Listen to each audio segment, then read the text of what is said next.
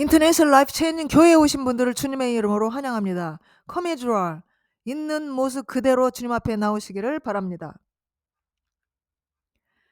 교회 회개 합단 열매의 삶을 위하여 기도합시다. 미국과 한국을 위하여 기도하시겠습니다. 몸이 불편하신 분들의 건강과 코로나, 또 지금 막 여러모로 다시 나온 그 바이러스 전염병을 위하여 기도하시겠습니다. 경제난으로 어려움을 겪는 분들을 위하여 기도합시다. 우크라이나 평화를 위하여 기도합시다. 세계 평화와 화해, 파병된 군인들을 위하여 기도합시다. 말씀 중심의 생활을 위하여 기도합시다. 성경 말씀 보시겠습니다. 다니엘 11장 1절에서 45절 말씀을 보시겠습니다.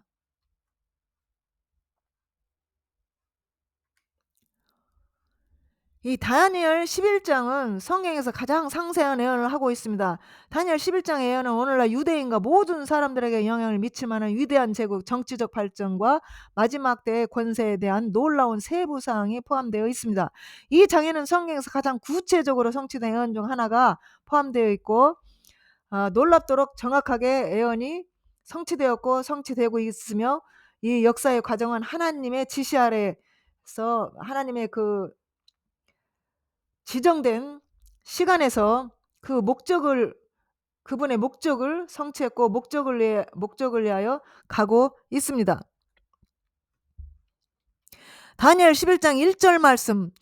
내가 또 메대 사람 다리 원년에 일어나 그를 덮고 강하게 한 일이 있었느니라. 이제 참된 것을 내게 보이리라. 보라, 바사에서 또 새 왕이 일어날 것이요 그 후에 넷째는 그들보다 심히 부유할 것이며 그가 또 그 부유함으로 강하여진 후에는 모든 사람을 격동시켜 헬라국을 칠 것이며, 헬라국을 친 세계사에 보면 헬라국을 쳐서 이긴 그 나라는 로마 제국밖에 없습니다. 다니엘 11장 3절 말씀. 장차 한 능력 있는 왕이 일어나서 큰 권세로 다스리며 임으로 행하리라. 이렇게 말씀하셨습니다. 천사는 다니엘에게 큰 권세를 가진 강력한 왕에 대해서 지금 말을 하고 있습니다. 그러나 그의 왕국은 이제 지속되지 않을 겁니다. 알렉산더가 나타나, 이 사람은 지금 3절 말씀은 알렉산더 대왕을 지금 말을 하고 있는 겁니다. 그 알렉산더 왕국은 계속 끝까지 오래 가지를 않았습니다. 강력한 왕이 죽은 후에는, 이 알렉산더가 죽은 후에는 분열되어서 네 나라로 갈라졌습니다. 이것은 이제 확실히 강력한 그 왕이었던 알렉산더 대왕에서 이제 성취가 되었습니다. 세계사를 통해서. 알렉산더는 바벨론에서 술 취한 후 열병으로 32세에 사망을 했습니다. 아주 일찍이 젊었을 때 20대 20살의 왕이 되어서 30대 초반에서 요절한 왕이 알렉산더인데, 알렉산더 이 왕은 정말로 아주 짧은 생을 살았는데도 불구하고 이 세계사에 영향을 크게 미쳤습니다. 그러나 그가 강성할 때 그 나라가 갈라져 천하사방에 나누일 것이나 그 자손에게로 돌아가지도 아니할 것이요 또 자기가 주장하던 권세대로도 되지 아니하리니 이는 그 나라가 뽑혀서 이 외의 사람들에게 돌아갈 것임이니라. 알렉산더의 그 상속인이 모두 죽은 후 이제 4명의 장군이 그리스 제국을 이제 지배를 했습니다. 그 중에 누구도 그 알렉산더만큼 지배력이 있는 그 왕은 없었습니다. 이 갈라진 다음에. 그래서 천하사방에 나누일 것이다. 이게 4군데로 갈라질 것이다. 그리고 그 왕이 자손에게라도 물려주지도 못할 것이다. 또 자기가 주장하던 권세대로 되지도 않을 것이다라고 이렇게 예언을 했습니다. 그래서 그 나라가 뽑혀서 그 상속자 아닌 자기가 어떤 아들이나 어떤 그 혈육이나 이런 사람들에게 가지 아니하고 그 외의 사람들에게도 이것이 사방에 나뉘어서 4군데로 나뉘어서 사람들에게 돌아갈 것이라고 이렇게 다니엘이 미리 예언을 했습니다. 그래서 여기서 보면은 다니엘 11장에 등장하는 헬라 왕들, 남북 왕조의 왕들이 이제 이집트하고 시리아하고 이제 남방왕, 북방왕 이렇게 해가지고 서로 싸우고 이제 계속해서 전쟁을 합니다. 그래서 4군데로 갈라진 이 천하 사방에 갈라진 이 알렉산더 대왕의 그 나라가 인제 갈라졌습니다. 카산더, 리스마커스, 셀루쿠스, 프톨레미, 우리나라 말로는 인제 프톨레미죠. 그래서 프톨레미는 이게 프톨레미하고 저기 아 셀루쿠스는 이제 남방왕, 북방왕 이렇게 해 가지고 계속 싸웁니다. 그리고 카산더, 리스마커스는 별로 그렇게 힘이 없었어요. 그래서 이 그리스가 헬라가 네 나라로 갈라졌습니다. 알렉산더 대왕이 죽고 난 다음에. 이게 세계사 역사입니다. 그리고 이미 다니엘 7 장에서 이 알렉산더에 대한 그 상징이 나옵니다.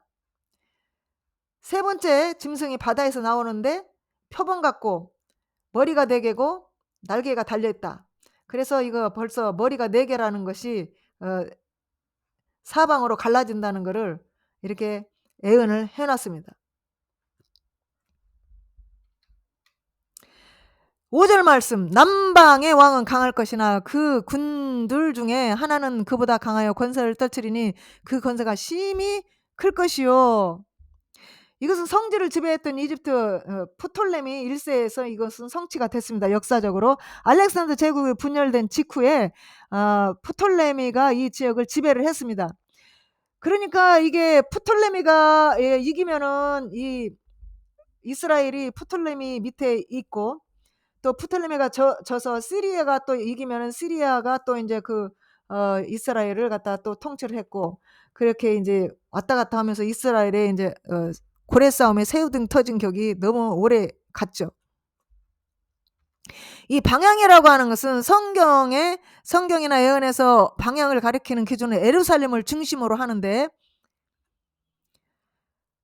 히브리어 남쪽, 남방은 항상 이집트, 애굽하고 관련이 있습니다. 그리고 북쪽은 시리아하고 관련이 있습니다.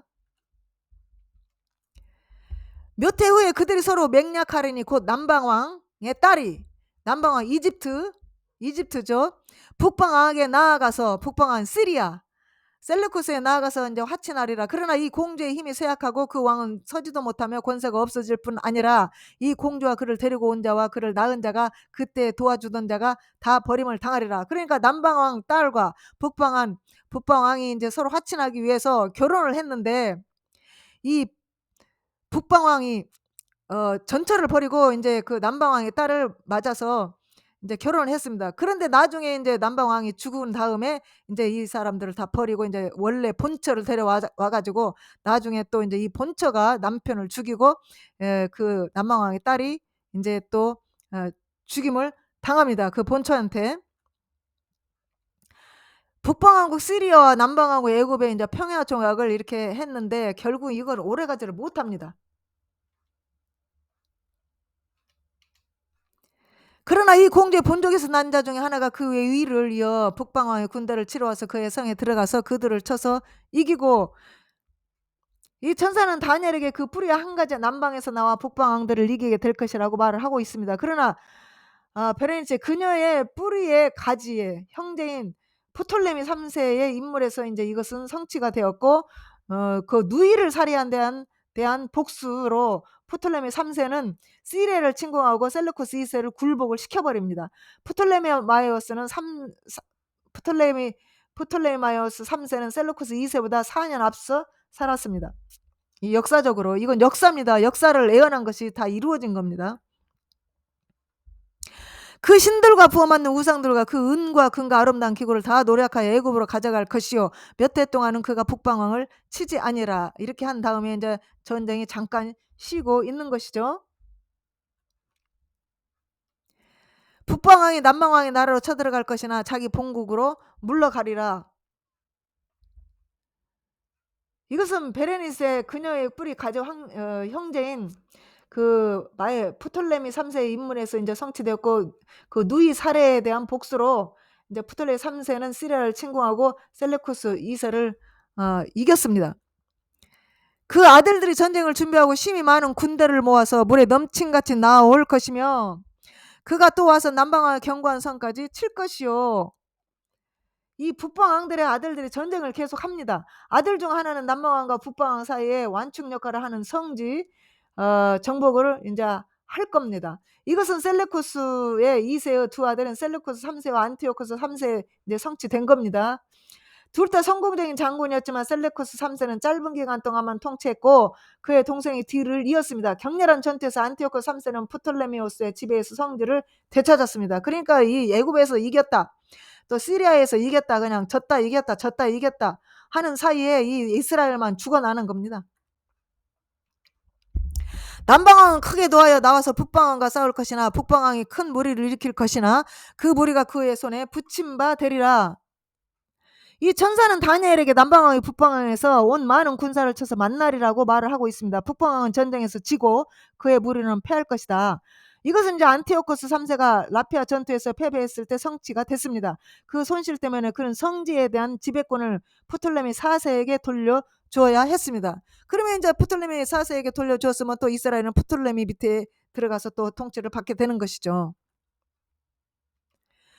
그가 큰 무리를 사로잡은 후에 그 마음이 스스로 높아져서 수만 명을 엎드릴 것이나 그 세력은 더하지 못할 것이요.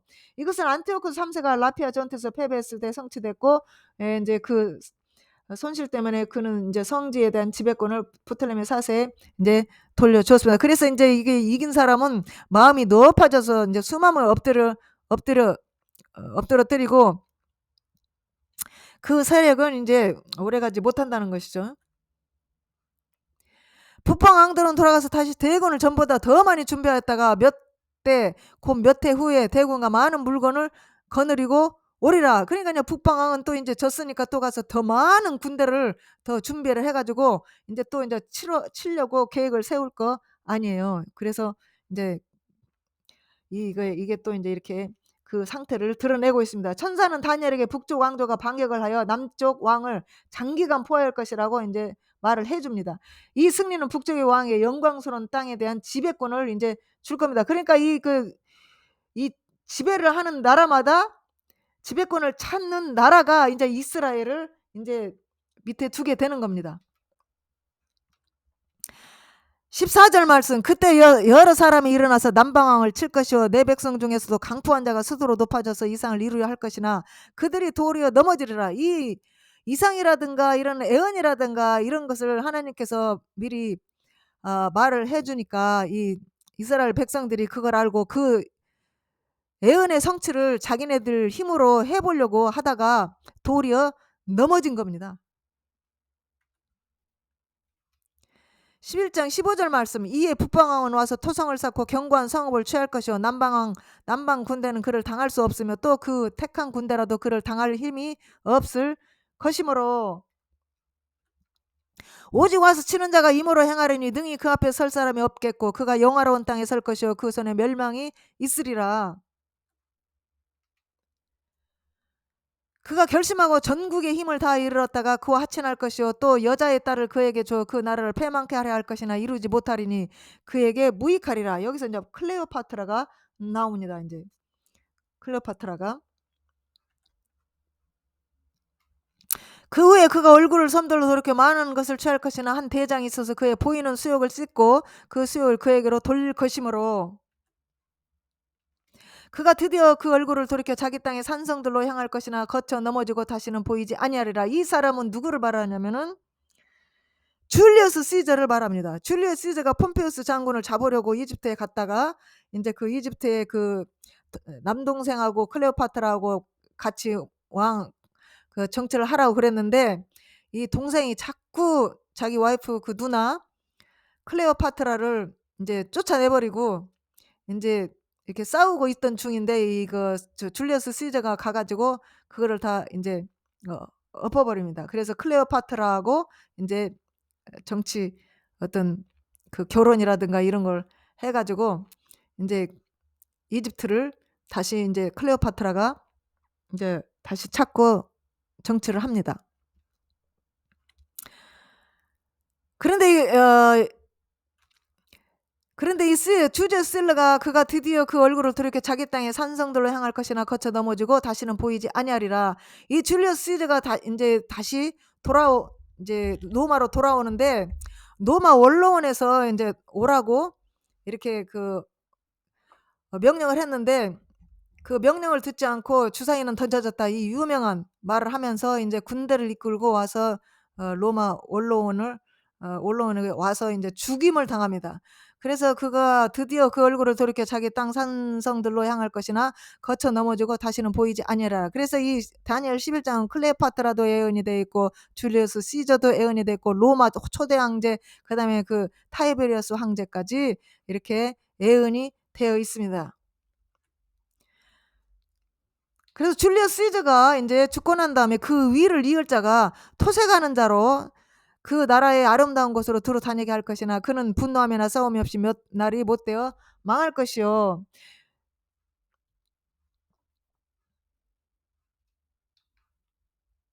여기서 보면 토색하는 자 이거는 로마 황제 초대 황제를 말합니다. 어거스터스. 그래서 이 황제는 세금 걷는 제도를 처음으로 만듭니다. 그 당시에 이제 마리아가 요셉하고 마리아가 이제 그 아기를 배웠는데 이제 호적하라고 하는 바람에 네 예루살렘으로 가서 이제 그 마국간에서 이 예수님을 낳게 되는 것이죠. 그래서 이 역사적인 역사적인 사람을 이렇게 찾아보면은 이 사람은 누구고 이 역사적으로 예언을 해놨기 때문에 이 사람이 이거고 이 사람이 이거구나 하고 다 알 수가 있도록 이렇게 다니엘 11장은 이렇게 예언을 해놨습니다. 또 그 위를 이을 자는 비천한 사람이라. 그 위를 그러니까 로마 황제 초대 황제 그 뒤를 이을 자가 누구였습니까? 그 위를 이을 자는 한 비천한 사람이에요. 이 비천하다는 사람은 이제 그 직계의 어떤 아들이라든가 황제의 아들이 그 나라를 이어받는 게 아니고 다른 사람, 혈육이 아닌 사람이 이제 이 사람을 이제 말하는 것이죠. 그 위를 이을 자는 한 비천한 사람이라 나라의 영광을 그에게 주지 아니할 것이나 그가 편안한 때 타서 그 계율로 그 나라를 얻을 것이다. 이렇게 했어요. 그래서 이 사람이 누구냐면 누가복음 3장 1절에 보면은 이제 그 가나칸 타이베르스가 황제 누가복음 3장 1절에서 디베rio 가이사가 위에 있은지 15해 그 본디오 빌라도가 유대의 총독으로 헤롯이 갈릴리의 분봉으로 있을 때 이제 이 디베rio 황제가 예수님 돌아가실 때 이 황제가 바로 디베rio 황제입니다. 그러니까 로마 황제 두 번째 황제 타이베리어스 황제입니다. 넘치는 물 같은 군대가 그에게 넘침을 입어 패할 것이요 동맹왕도 그렇게 될 것이다. 동맹왕이라고 쓰는 프린스 오브 더 커버넌트 그러니까 언약한 왕도 그렇게 될 것이다. 그러니까 이 언약한 왕이 언약한 왕이 그 당시에 예수 그리스도께서 십자가에 못 박혀 달려 돌아가신다는 것을 지금 의미를 하고 있었던 겁니다. 동맹왕 왕, 프린스 오브 커버넌트, 언약의 왕. 예. 그와 약조간 후에 그는 거짓을 행하여 올라올 것이요 적은 백성을 거느리고 강하게 될 것이며 그가 편안한 때 그 도의 가장 기름진 곳에 들어와서 그 열조의 조상이 행하지 못한 것을 행할 것이요 그는 노력하며 탈취한 재물을 무리에게 흩어주며 모략을 베풀어 얼마 동안 산성을 칠 것인데 때가 이르기까지 하리라. 그가 그 힘을 떨치며 용맹을 발하여 큰 군대를 거느리고 남방왕을 칠 것이요 남방왕도 심히 크고 강한 군대를 거느리고 맞아 싸울 것이나 능히 당하지 못하리니 이는 그들이 모략을 베풀어 그를 치민이라. 다니엘 11장 26절 말씀 자기의 진미를 먹는 자가 그를 멸하리니 그 군대가 흩어질 것이요 많은 자가 엎드려 죽으리라. 이 전쟁이 끝이 없습니다. 이 역사적으로 이 다니엘 11장은 이 두 왕이 마음에 서로 해하고자 하여 한 밥상에 앉았을 때 거짓말을 할 것이나 일이 형통하지 못하리니 이는 작정된 기한에 미쳐서 그 일이 끝날 것임이라. 이 모든 일이 하나님의 다 작정된 기한 안에서 이루어진다는 겁니다. 작정된 기한이 끝나면은 이제 다 일이 끝나는 겁니다. 북방 왕은 많은 재물을 가지고 본국으로 돌아가려니 그는 마음으로 거룩한 언약을 거스르며 임으로 행하고 본토로 돌아갈 것이며 작정된 기한에 그가 다시 나와서 남방에 이를 것이나 이번이 그 전번만 못하리니 이는 기뜸의 배들을 이르러 그를 칠 것임이라. 그가 낙심하고 돌아가며 거룩한 언약을 하나고 임으로 행하며 돌아가서는 거룩한 언약을 배반하는 자를 중히 여길 것이며 이게 경건치 못한 자들을 인제 중히 여긴다는 거죠. 오히려 경건한 사람들, 언약의 사람들은 인제 죽이고 무시하고. 군대는 그의 편에 성서고 견고한 곳을 더럽히며 매일 드리는 제사를 폐하며 멸망케 하는 물건을 세울 것이며. 이거는 인제 안티오쿠스 에피파네스, 에피파네스 4세가 인제 이스라엘 쳐들어와서 성소 견고한 곳을 더럽히며 매일 드리는 제사를 폐하고 멸망케 하는 미운 물건을 세웠어요. 그 당시에 인제 이 안티오쿠스 에피파네스가 아주 극심하게 이 이스라엘을 인제 핍박을 했습니다. 그가 또 언약을 배반하고 악행하는 자를 게을로 타락시킬 것이나 오직 자기 하나님을 아는 백성은 강하여 용맹을 바라라.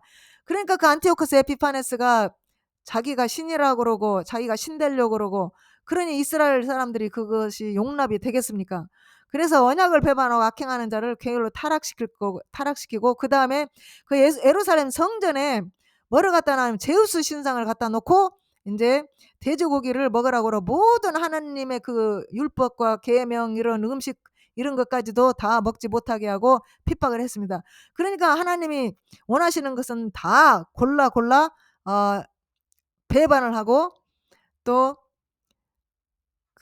이스라엘 사람들을 아주 극심하게 핍박을 했습니다. 그래서 참다 못해서 인제 누가 일어나면 마카비 형제가 일어나 가지고 인제 게릴라 전술을 써서 인제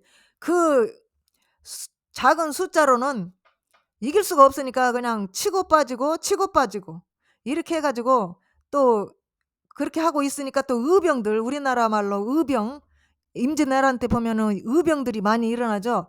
그래서 이 사람들도 의병들이 많이 합세해 가지고 결국은 이기게 됩니다, 이 마카비 형제가. 백성 중에 지혜로운 자가 많은 사람을 가르칠 것이나 그들이 칼날과 불꽃과 사로잡힘과 약탈을 당하여 여러 날 동안 쇠폐하리라. 그럼에도 불구하고 이스라엘 백성 중에 지혜로운 자, 가르치는 사람, 이런 사람들이 칼날과 불꽃과 사로침과 약탈과, 그러니까 이 전쟁에서 이 안티오쿠스 에피파네스에 의해서 많은 사람이 죽습니다. 지혜로운 자도 죽고 뭐 가르치는 사람도 죽고 다 죽임을 거의 당합니다. 그런데 그중에 인제 그중에서도 마카비 형제가 용맹을 발해서 인제 나중에 가서는 결국 이깁니다. 그들이 쇠퇴할 때 도움을 조금 얻을 것이나 많은 사람은 게을로 그들과 친합할 것이며, 또 그들 중에 지혜로운 자 몇 사람이 쇠퇴하여 무리로 연단되며 정결케 되며 희게 되어 마지막 때까지 이르게 하리니, 이 왕이 자기 뜻대로 행하며 스스로 높여 모든 신보다 크다하며 비상한 말로 신들의 신을 대적하며 형통하기를 분노하심이 쉴 때까지 하리니 이는 그 작정된 일이 반드시 이룰 것임이라. 스스로 높여 모든 신보다 크다, 비상한 말로 신들의 신을 대적한다. 이건 에피파네스 4세가 이렇게 했는데요. 앞으로 이제 다가올 진짜로 멸망의 아들이 이제 이렇게 성전에 앉아서 내가 하나님이다 하는 그런 또 이런 미친 사람이 또 나온다는 거예요. 그게 누구냐면은 이제 이스라엘의 마지막에 성전을 치는데 이제 이런 미친 사람이 이제 성전에 앉아 가지고 스스로 높여서 내가 하나님이다 하는 이제 그런 세력이 나옵니다. 그것을 이제 모든 우리 성경에 비추어 볼 때 이제 노마 교황으로 이제 지금 바라보고 있습니다. 노마, 음녀. 그래서 이 종교의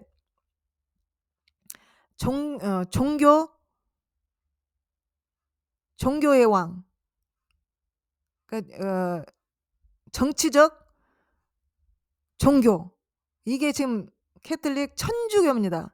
그래서 이 데살로니가 후서에 보면은 멸망의 아들이 나타나서 스스로 높여 자기가 지존하여 스스로 하나님이라 이렇게 성전에 앉아서 자기가 스스로 높여서 앉는다고 이 말이 나왔습니다. 그러니까 이 옛날에 에피파네스 4세가 성전에 들어가 가지고 제우스 신을 높여놓고 올려놓고 또 자기 뜻대로 행하고 스스로 높여 모든 신보다 크다 하고 비상한 말로 신들의 신을 대적한다. 대적을 했습니다. 그래서 형통하기를 분노하심이 쉴 때까지 하리니 이는 작정된 일이 반드시 이룰 것임이니라. 이렇게 예언을 했습니다. 이것이 앞으로 다가올 멸망의 아들 적그리스도 중에 적그리스도, 이 사도 바울은 적그리스도라는 말을 표현을 안 하고 멸망의 아들이라고, 그 멸망의 아들의 특징이 스스로 높여 그 성전에 자존하여 스스로 높여 자기가 하나님이라고 이렇게 말한다, 이렇게 말을 했습니다. 그가 모든 것보다 스스로 크다 하고 그 열조의 신들과 여자의 사모하는 것을 돌아보지 아니하며 아무 신이든지 돌아보지 아니할 것이나 그 대신 세력의 신을 공경할 것이요 또 열조가 알지 못하던 신에게 금, 은, 보석과 보물을 들여 공경할 것이며, 지금 그 안티오코스 에피파네스도 마찬가지고 그 천주교를 보시면 아주 그냥 이게 너무 똑같은 거예요. 세력의 신, 예, 정치 종교잖아요. 그리고 금은 보석 보물을 들여 공경할 거, 그 천주교의 내부 위에 아래를 다 보세요. 전부 금은 보석으로 장식해 가지고 그렇게 전 세계의 재산이 천주교가 엄청 많습니다. 그는 이방신을 힘입어 크게 견고한 산성들을 취할 것이요 무릇 그를 안다 하는 자에게는 영광을 다하여 여러 백성을 다스리게도 하며 그에게서 뇌물을 받고 땅을 나눠 주기도 하리라. 이제 자기 편에 있는 사람들은 이렇게 받기도 하고 또 나눠 주기도 하고 그렇게 해서 이제 친하게 지내겠죠. 마지막 때에 남방왕이 그를 찌르니 북방왕의 병과 마병과 많은 별 해오리바람처럼 그에게로 마주와서 그 여러 나라에 들어가며 물이 넘침같이 지나갈 것이요. 그가 또 영화로운 땅이 어디겠어요? 팔레스타인이죠. 영화로운 땅 이스라엘 들어갈 것이요 많은 나라를 패망케 할 것이나 오직 에돔과 모압과 암몬 자손의 종기한 자들은 그 손에서 벗어나리라. 그러니까 시종 들고 뭐 친하게 지내고 또 화친하고 그런 사람들은 이제 가만히 놔두겠죠.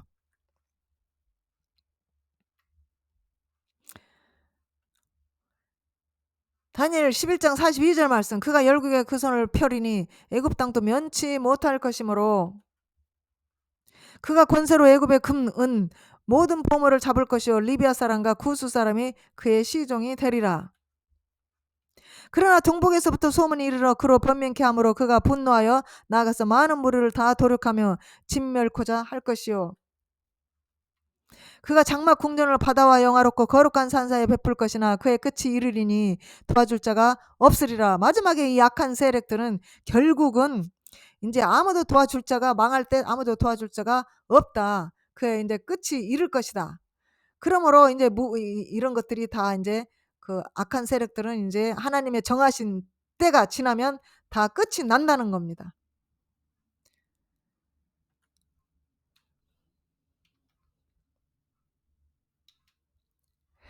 이 결국 멸망의 아들, 즉 이제 우리가 소위 말하는 이제 적그리스도라고 말하는 그의 추종자들에게는 희망이 사실 없습니다. 전쟁 시에 왕이 거하는 그 텐트 그 끝은 큰 이제 갈등으로 표시가 되고 세 개의 군대가 약속의 땅에 모여 최후의 전투를 벌이게 이제 될 겁니다. 이게 그것을 우리는 이제 아마겟돈 전쟁이라고 이제 이렇게 말을 하고 있죠. 아마겟돈 전쟁. 오늘날 우리에게 다니엘 11장의 의미는 뭡니까? 예언대로 성취된 다니엘 11장의 많은 예언적 세부사항을 고려할 때 우리는 이 장의 나머지 예언과 아직 성취되지 않는 성경의 다른 예언들도 하나님의 정하신 대로 일어날 것임을 우리가 알아야 하고 확신할 수 있어야 합니다. 확신합니다. 예, 그래서 성경에 세계사가 예언이 되어 있는데 지금 세계사 역사를 통해서 다 이렇게 성취가 된 것을 우리가 알 수 있고 배울 수가 있습니다. 그래서 예수 잘 안 믿고 이러는 그 학생들에게 중학교 이상만 나오면 한국에서는 세계사를 배우기 때문에 이 세계사가 이미 성경에서 이 세계사가 태어나기도 전에 예언이 되었다고 이 성경 말씀을 알려주면은 이 아이들이 참으로 놀랍니다. 그래서 이 세계사 역사를 부지런히 가르쳐서 아이들이 예수님을 믿고 구원을 받을 수 있도록 잘 인도해야 될 줄 믿습니다. 하나님은 사랑이십니다. 하나님은 우리를 기다리고 계십니다. 우리는 지금 회개 합당한 열매를 맺어야 될 때입니다. 회개할 때입니다. 그래서 정해놓고 기도하시고 말씀과 성령으로 충만하기를 주의 이름으로 축원합니다. 기도하시겠습니다.